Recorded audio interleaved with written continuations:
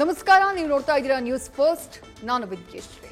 ಈ ಕ್ಷಣದ ಪ್ರಮುಖ ಸುದ್ದಿಗಳಿಂದ ನೋಡ್ತಾ ಹೋಗೋಣ. ಅದಕ್ಕೂ ಮೊದಲು ಹೆಡ್ಲೈನ್ಸ್. ಸಿಎಂ ಸಿದ್ದರಾಮಯ್ಯಗೆ ಹೈಕೋರ್ಟ್ನಲ್ಲಿ ಬಿಗ್ ರಿಲೀಫ್. ಸ್ನೇಹಮಯಿ ಕೃಷ್ಣ ಸಲ್ಲಿಸಿದ್ದ ಅರ್ಜಿ ವಜಾ. ಮುಡಾ ಕೇಸ್ ಸಿಬಿಐ ತನಿಖೆಗೆ ನೀಡೋಕೆ ಹೈಕೋರ್ಟ್ ನಿರಾಕರಣೆ.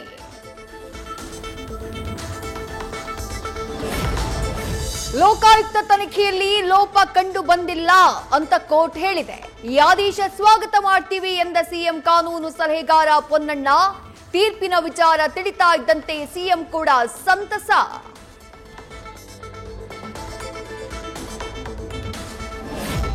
ನಮ್ಮ ಹೋರಾಟಕ್ಕೆ ಸ್ವಲ್ಪ ಹಿನ್ನಡೆಯಾಗಿದೆ. ಯಾವುದೇ ಕಾರಣಕ್ಕೂ ಈ ಹೋರಾಟದಿಂದ ಹಿಂದೆ ಸರಿಯುವ ಮಾತೇ ಇಲ್ಲ. ಸುಪ್ರೀಂ ಕೋರ್ಟ್ಗೆ ಹೋಗುವುದಾಗಿ ನ್ಯೂಸ್ ಫಸ್ಟ್ಗೆ ಸ್ನೇಹಮಯಿ ಕೃಷ್ಣ ಮಾಹಿತಿ.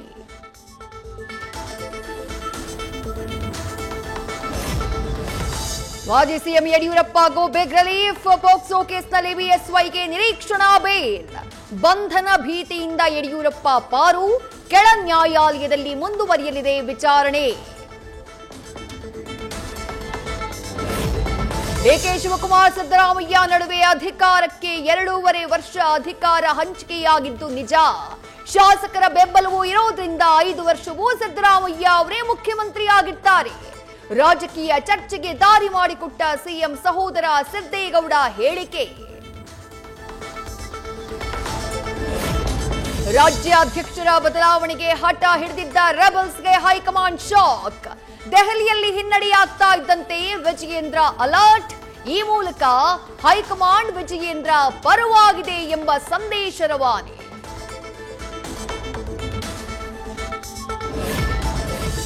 ಬೆಂಗಳೂರು 2ನೇ ಏರ್ಪೋರ್ಟ್ ವಿಚಾರದಲ್ಲಿ ಡಿಕೆಶಿ ದಳಪತಿ ಕ್ರೆಡಿಟ್ ಫೈಟ್.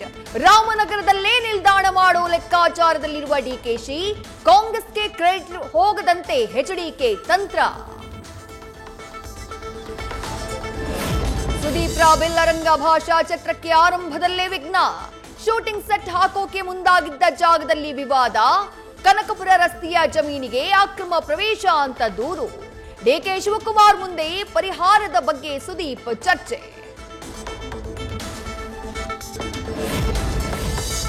ಬಿಸ್ನೆಸ್ನಲ್ಲಿ ಹಣ ಹೂಡಿದ್ರೆ ಲಾಭ ಕೊಡ್ತೀನಿ ಅಂತ ನಂಬಿಸಿ ದೋಖಾ. ಹೊಸಪೇಟೆಯಲ್ಲಿ ಮುಮ್ತಾಜ್ ಬೇಗಂ ಹಾಗೂ ಅಳಿಯನ ಹಣದಾಸಕ್ಕೆ ಇಸಾಕ್ ಬಲಿ. ಪತಿ ಸಾವಿನಿಂದ ಬೀದಿಗೆ ಬಿದ್ದ ಪತ್ನಿ ರಫಿಯಾ ಹಾಗೂ ಮಕ್ಕಳು.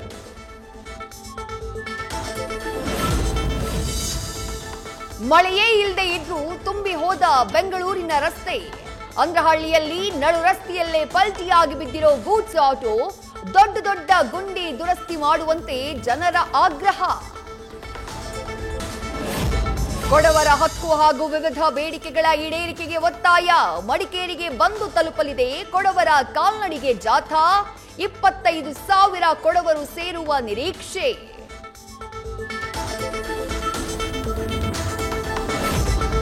ಕೇರಳ ಮೂಲದ ಕುಖ್ಯಾತ ಕಳ್ಳ ಬೆಂಗಳೂರಿನಲ್ಲಿ ನಿಗೂಢ ಸಾವು.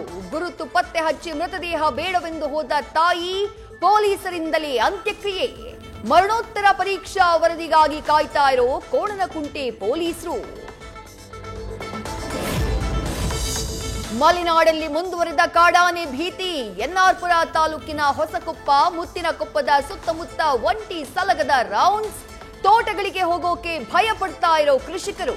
ಅರಣ್ಯ ಇಲಾಖೆ ವಿರುದ್ಧ ಆಕ್ರೋಶ.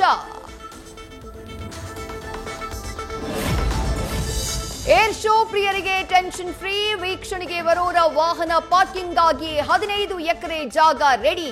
ಜೆಕೆವಿಕೆಯಿಂದ ಯಲಹಂಕ ಏರ್ಫೋರ್ಸ್ಗೆ 150 ಉಚಿತ ಬಿಎಂಟಿಸಿ ಬಸ್ಗಳ ವ್ಯವಸ್ಥೆ. 5 ವರ್ಷದ ಬಳಿಕ ಮೊದಲ ಬಾರಿಗೆ ರೆಪೋ ದರ ಕಡಿತ ಮಾಡಿದ ಆರ್ಬಿಐ. 25 ಬೇಸಿಸ್ ಪಾಯಿಂಟ್ ಕಡಿತಗೊಳಿಸಿ ,6.25ಕ್ಕೆ ಇಳಿಕೆ. ಇನ್ಮುಂದೆ ಇಳಿಕೆಯಾಗಲಿದೆ ಗೃಹ ಸಾಲ, ವೈಯಕ್ತಿಕ ಸಾಲದ ಬಡ್ಡಿ ದರ. ಪ್ರಯಾಗ್ರಾಜ್ನಲ್ಲಿ ಮತ್ತೆ ಅಗ್ನಿ ಅವಘಡ. ಕುಂಭಮೇಳಕ್ಕೆ ಸಾಕ್ಷಿಯಾದ ಸೆಕ್ಟರ್ 18ರಲ್ಲಿ ಕಾಣಿಸಿಕೊಂಡ ಬೆಂಕಿ. ಅದೃಷ್ಟವಶಾತ್ ಯಾವುದೇ ಪ್ರಾಣಾಪಾಯ ಸಂಭವಿಸಿಲ್ಲ.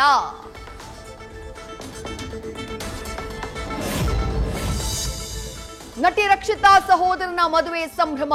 ಬಹುಕಾಲದ ಗೆಳತಿ ರಕ್ಷಿತಾ ಕೈ ಹಿಡಿದ ರಾಣ. ಪ್ಯಾಲೇಸ್ ಗ್ರೌಂಡ್ನ ವಿವಾಹ ಕಾರ್ಯಕ್ರಮದಲ್ಲಿ ಭಾಗಿಯಾದ ಸಿನಿಮಂದಿ.